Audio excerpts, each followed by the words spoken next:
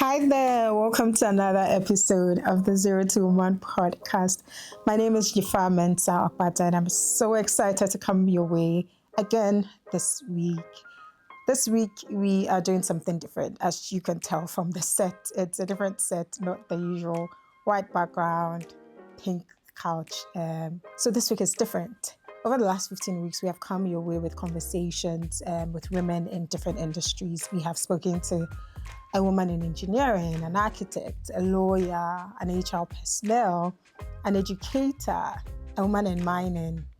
Really, we've come your way with so many interviews of so many women. And for everyone that we have spoken to, we've spoken about their career journey, we've spoken about what they did to propel them to where they are now. We've spoken about their learnings, their mistakes, what they would do differently, what they believe you should do today to set yourself and your career apart. And today we compiled some questions that we believe are very relevant for you to know going into 2026. Now, I don't know if you've had the time to sit to audit your 2025 yet, or you're waiting to do this at a later date. Any which one is fine, really. But in 2026, one of the things that we want to do at 0 to Woman is to continue our mission of seeing women like you thrive in their career, in their businesses, and in their personal development. In today's episode, we highlight some key questions and answers that we have had in the last 15 weeks from some of these women. There's Mami Sama Boahin, who is an HR personnel in one of Ghana's foremost banks, and we spoke to her on positioning, on visibility, on office politics, and we've just highlighted some parts of the conversations with her that we believe that you need to know moving into 2026. We've also spoken with architect Araba Grant Andor. Now, Araba is an architect with about a decade of experience, and we spoke to her about networking, about how she's been able to build her network over time, especially in an industry like hers where a lot of projects are more referral based. We also spoke with lawyer Victress. Victress has also been in law for about a decade, and we spoke to her about how to build a thriving law career, how to plan moving through the ranks, as a lawyer, how to plan when you should move firms, about Audacity, because at the end of the day, you're going to meet your seniors, in court, and how do you stand up for yourself? How do you do your work well? And how do you become an exceptional lawyer? And finally, we also spoke to Jimfua Iwa. Now, Jimfua Iwa is an HSC engineer in oil and gas, and our focus in this compilation was around building and owning your career progression, understanding that what success looks for you when you're 2 years into your career will be different from what it looks like when you're 10 years into your career. So the need for you to plan ahead of time, to understand the season you are in, to understand when to apply yourself, when to withdraw, when to go really, really hard, and letting your ambition drive you, but knowing that the times are not going to be the same every single period of your life. Make sure to subscribe, like, share this conversation. As always, the full interviews are available on our YouTube channel, on anywhere you listen to podcasts, whether Spotify or Apple Podcasts. It's just there. Just search their names and you would find their episodes. I hope that you enjoy this compilation, and we'll come to you again next week. If I join a new job today, what are the things I need to do in the first 3 months of my job from an HR perspective? Okay. I like that from an HR perspective because it would have made it quite broad. But from an HR perspective, I'm expecting that you understand the job. Yeah. First of all, Yeah. you might know what you're about to do, but understand the culture that you are coming into. I would also advise that you build strategic relationships. Okay. Yes. And then I would also advise that you decide to be visible. That's one thing that most of us shun away from doing. I don't know what it is, whether we feel that we are proud if we let our light shine, but you're supposed to. That's a very funny angle. Look, you're supposed to let your light shine. Like you're so proud you're not being visible. Yeah, no, it happens. It happens. In fact, I'm an example. When I started working, let me tell you something. Yeah. When I joined HR, okay, my manager at then advised me that I should find a quick win. So I looked through their processes and I realized that there's a lot of paper. That was so many years ago. There's a lot of paper. I love technology, but I'm in HR. What can I do? So I merged the two. I went to see technology. I spoke to them that this particular process demands that you use about 12 papers for one individual. In a day, you should be doing like 15 or 20 of these processes. Yes, processes. Why not automate? Yeah. I went to see technology. They automated the process. Oh, it was a good one. Right. If I was that good that this was meant for HR, but eventually the bank adapted it. Yes, so I felt that, wow, I'm this inexperienced person, but I've been able to make this kind of a stride. Why am I not letting it out? And I'm like, no. I mean, what's so special about it? So that's why, like, you look at it from the pride angle. And one of the senior managers then met me and said, why are you not selling this out? Because this is a good one. Yeah. You came to meet a number of people, they didn't achieve this. Why are you sitting on it? But Jifa, I was there. I did not do anything about it until it got to a point where I understood what visibility meant. It took another person coming into the space, and that person was just embracing the very tiny things that he or she was doing. And then management saw her, things were moving. I was like, look, you are slacking. Yeah. Make sure you're visible. That's different from like being proud and make sure that if it's you being acknowledged for how well you're doing on something, embrace it. Okay. If I just embrace it and then talk about it, speak up. Don't be shrinking and then lay it back. No, that's one of the things that people do, that they stay where they are. Yeah. They are not able to sell their ideas and achievements well. Yeah. Yes. Yeah. Yes. Yeah. No, that's really true. I think a lot of the time we are just like trying to be humble, but in your words, it means that we're being proud. Yeah, actually, because you don't want to bring eyes on you. Like, oh no, I don't like the attention. No. I don't want people to. No. What do you think that ownership of your career looks like? Not for you, but for the younger you, right? And people coming behind you. What does ownership of career progress, career success, what does that look like?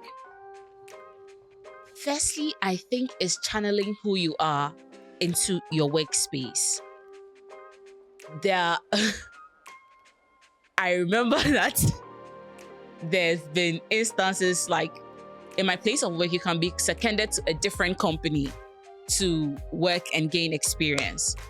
So, I mean, there's been a time where I've worked for 2 different companies at 2 different times. And one place, the person I was working for thought that I had too many opinions. And like I voiced my opinions too easily. And I was appraised in another corporation. And then my supervisor said, I don't talk enough. Like she said, you don't talk enough. Like when I need you to talk, you don't talk enough. So who you are, like channeling who you are into your work is very important. It's what identifies you, and it's what translates into when there's something comes up, like they know that, okay, this person can speak, this person can get the job. That is what's going to identify you. If you feel like you have to succumb to a status quo to fit in, then you will not even make it in the first place. So then embracing who you are and carrying it into your work, that's one. And 2 is understanding the challenges or the demands of your work. And if you are like a woman that seeks to like get married or find a partner, then you find a partner that reasons along your line of thought. Because to ensure long-term success, it requires you to make certain sacrifices that require somebody else to show up and support you.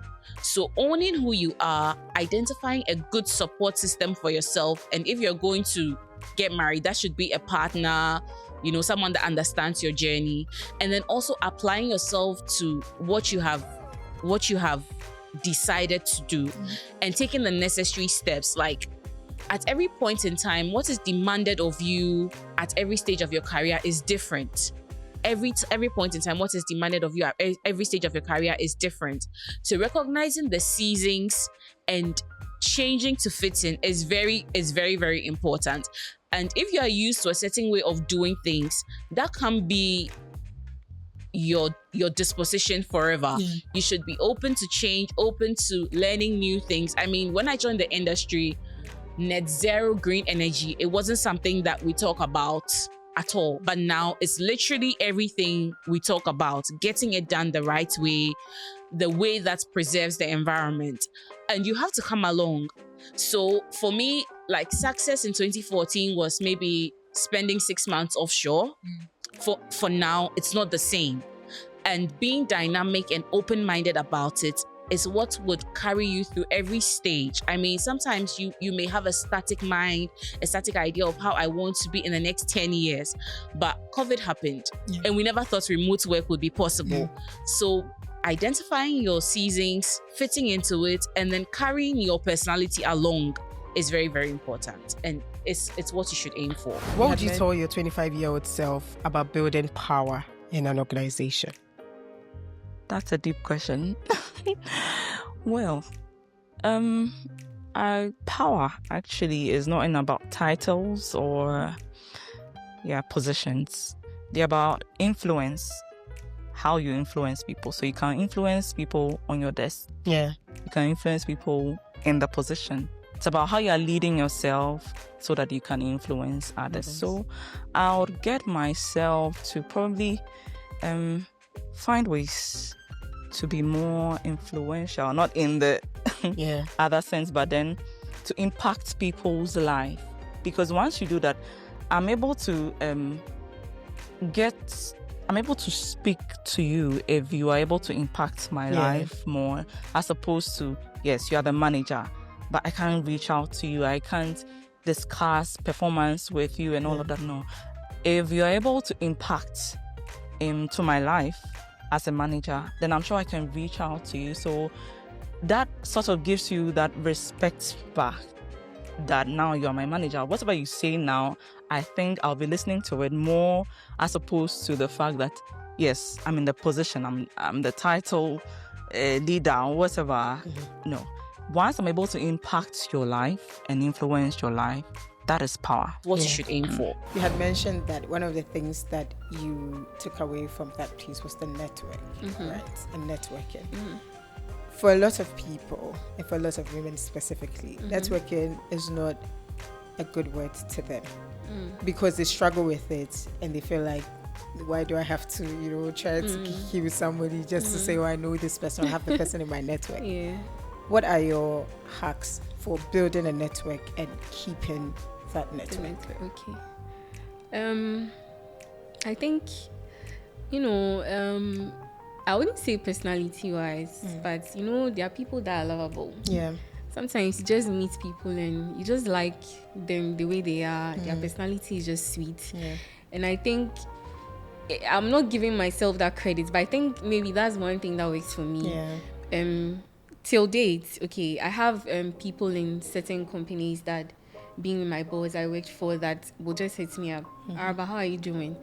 And there are times when they've even wanted me to step in to do, things for them. But I kind of, when it comes to those things, for a while, I kind of have that respect and regard, because, I'm not going to steal my boss's clients. So, they are still friends and I need them for favors. I can still call them, I don't think networking is a bad thing. Why not? You need network. You need people in places to be able to penetrate certain places. And that's one thing that I think, I would say maybe when it comes to this younger generation, I think people are beginning to embrace that. Or, it's always been there, but I think even in our generation, it's even more, which I think is a good thing. So I beg to differ, or should I say I differ without begging. When it comes to networking, it's a really good thing because, for instance, I'm not saying the kind of networking where, you go for a program and say, hi, this is my card, or introduce yourself. Or the kind of networking that you need to do bad things as a woman to have. No, you can have a good network without, necessarily, in quotes, the things that people think we are talking about. No. You can have a good network without any of that. So how do you nurture your network? I mean, okay, for instance, let's say Christmas. There are certain people in place that, you may want to, send them a card, send them a gift, or, you reach out to these people from time to time. Like I said, hey, hello, Kekeli, how are you doing? Yeah. You don't always wait when you need favors to reach out to these people. Let them know that aside that anything, they are friends. Yeah. Okay, so these people also easily reach out to you. So when the time comes and, you need certain favors, you call in. Something that has to be done in 3 hours, they can do it for you in, like I said earlier, 3 minutes. So I think trying to keep the relationship going at every point in time helps, right? And also, what can you do for them? Yeah, I think that's also very important. Yes, what can you do for them? Sometimes you can give them some jobs, some gigs, it shouldn't be always you going to them or running to them for favors. What can you do to them too as a colleague? So those are some ways when sometimes you can invite them, out, when it comes to personal favors, like let's say as an architect, the person wants to design their personal or do a renovation or something. You don't always have to charge, them like you will when it comes to an actual corporate something. Yeah. So these are some things that you can do to keep. So it's a give and take situation. Yeah, exactly. Not like a one-sided thing. No, not at all. When you were speaking earlier, you said that women have to show up, right? You had mentioned that in passing. In what ways do you think that younger professionals can show up? Because one, they're new, they do not have the experience, they're trying to learn, just so many factors. How can they show up? I think one of the ways is like what I just finished talking about. There are so many things you would consider inconveniences in the industry that we work in. When you are offshore, a normal hitch is 28 days. And if you are to work back to back every year, you work 6 months away. 6 months away from, I'm sitting here, I'm all made up with my hair and everything. If I were to be working, I can't even do all of this. You are literally missing birthdays, occasions of people you love, like so many other things to improve yourself to be in a certain way.